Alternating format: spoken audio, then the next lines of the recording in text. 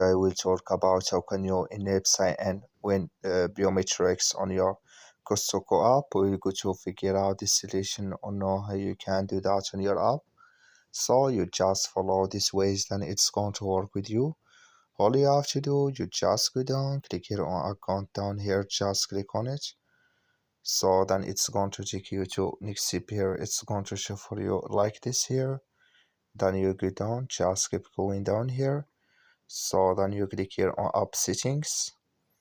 So then it's going to take you to this list. It's going to show for you like this here. You come here to sign in with biometrics. Click in this sign. Like you see this color show for us. That's mean sign in with biometrics enabled with us now. That's all you have to do. That's all. I wish you are great. Thank you for watching. Don't forget to support us by liking, subscribe. So thank you for your watching.